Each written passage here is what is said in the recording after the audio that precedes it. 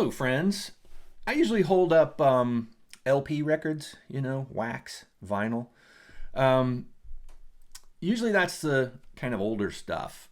I do have current and newer vinyl, but there's an era in there where I was mostly buying CDs. I sort of stopped buying vinyl, and vinyl stopped being a thing. It was like CDs.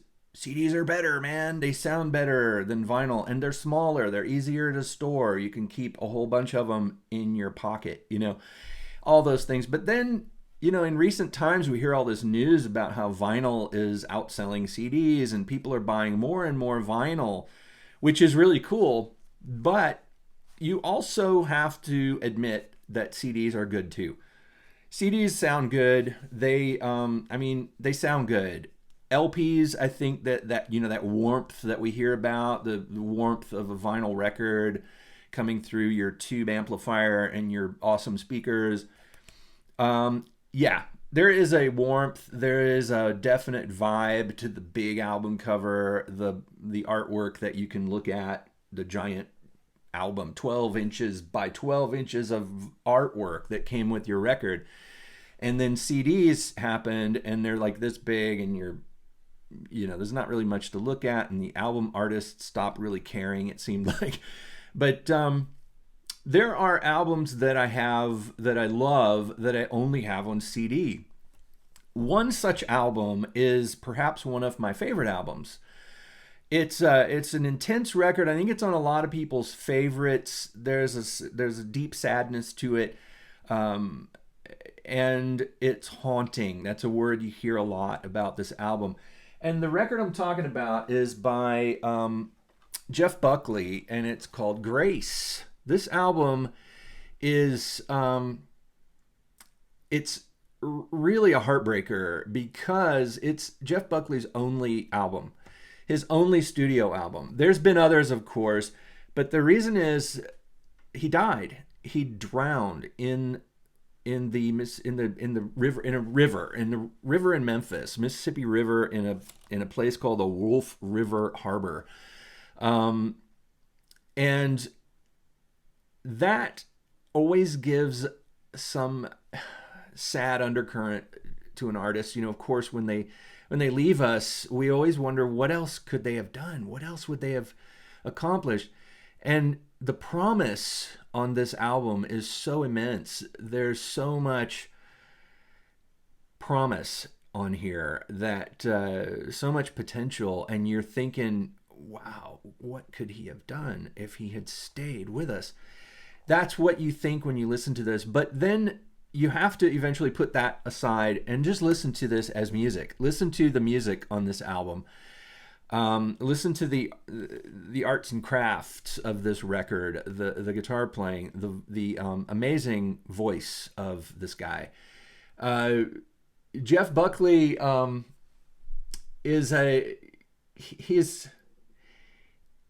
he's become legendary, and I hate to say it, partly because he's no longer with us, but also for very legitimate reasons. I think even if he were still around, this would still be considered one of the best records ever made. I'm going to say that. I think it's true. It's a fascinating record. It goes from it has different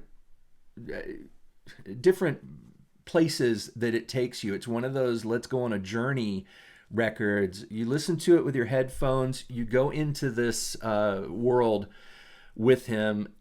His ability to tap into emotion and those haunting depths of emotion that music often strives to approach.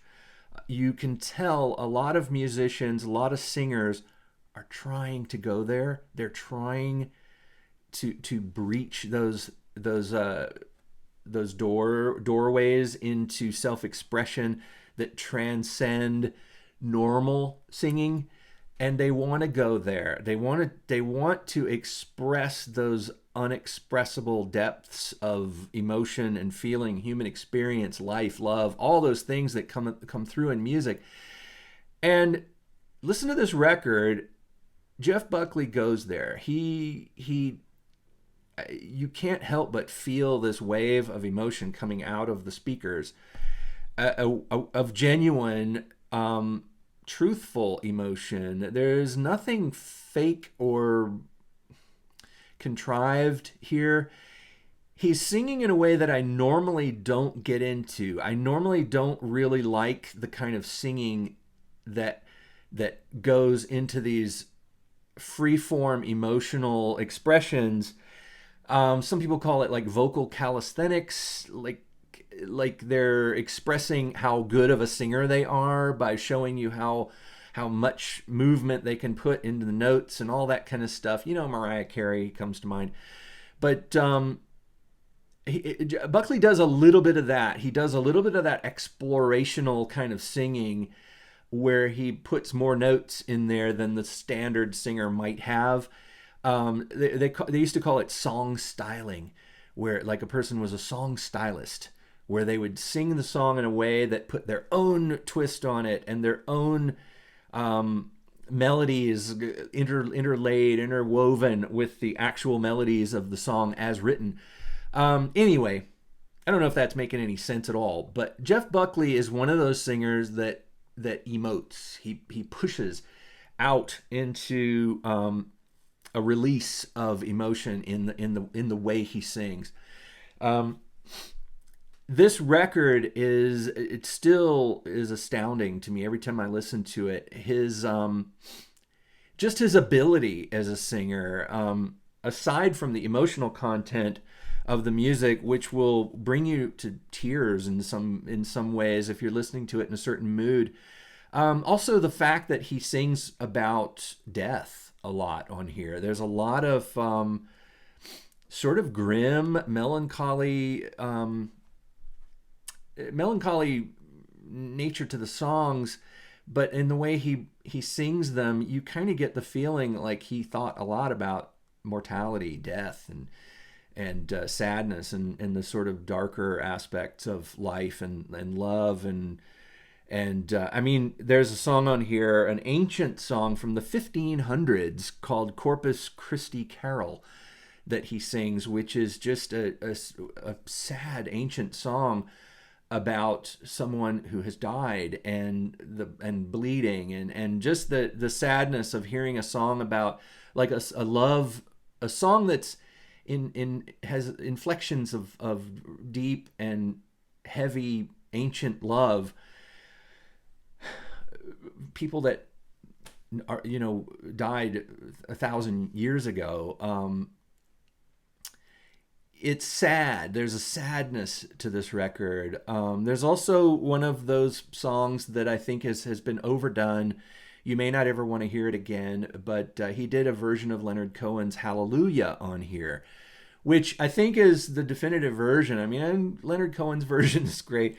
And Katie Lang did a pretty good version of it too, but Jeff Buckley did it in a way that you really feel like he gets it. He is singing to you from that place that Leonard Cohen wrote that song from. There's also the song, the title song Grace, I think is just such an incredible song. I love that song. I think he co-wrote it with guitar player Gary Lucas, and his bass player is Mick Grondal. I'm sure there's a little thing down here telling you all these names.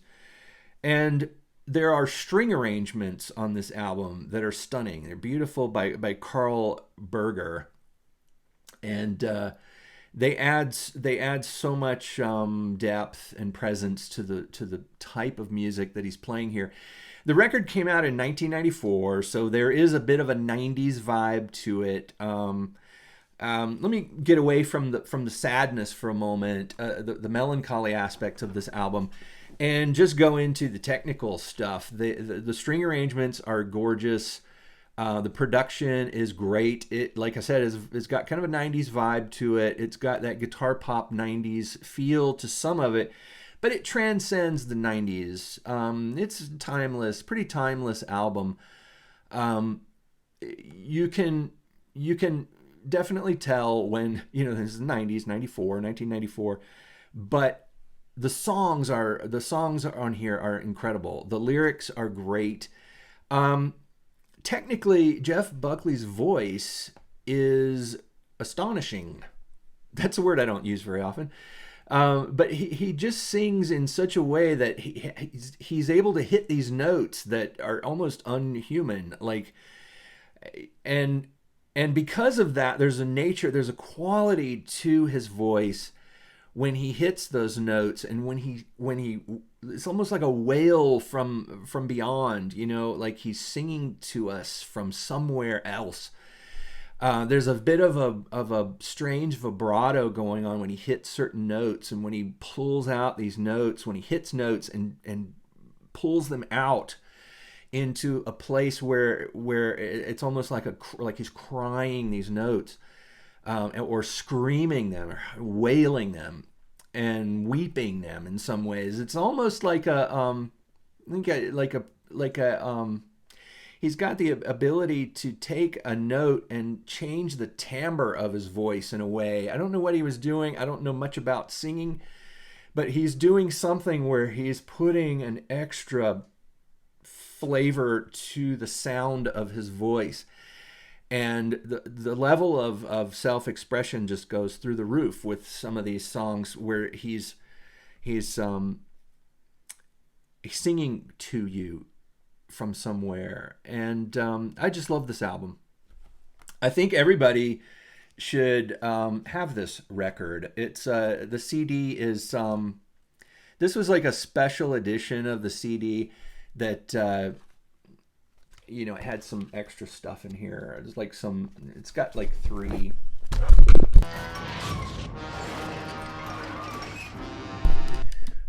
Dang, knocked over my camera. It's got like 3 CDs in here, which are so heavy they can actually knock over a podcast camera. But and then you have to fold it up right. But yeah, it's a classic. This album to me is a there's no other definition of this album than a classic, and an all-time sort of timeless record that everyone should have in their record collection. Jeff Buckley, Grace. I didn't get into his dad or anything. His father is also a musician, quite a great musician as well. There's some sadness in that story as well, in his relationship with his father.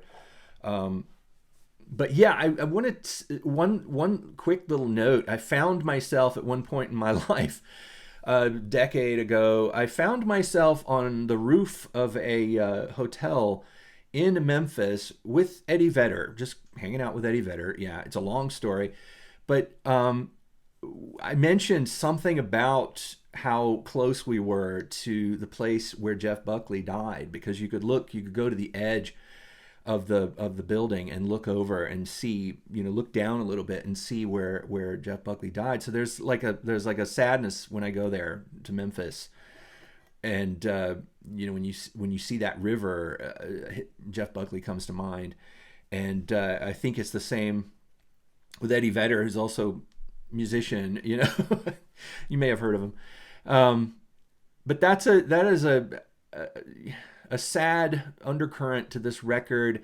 that I think it's good to sort of overlook it when you're listening to it, and to just listen to his music the way he would want you to listen to it.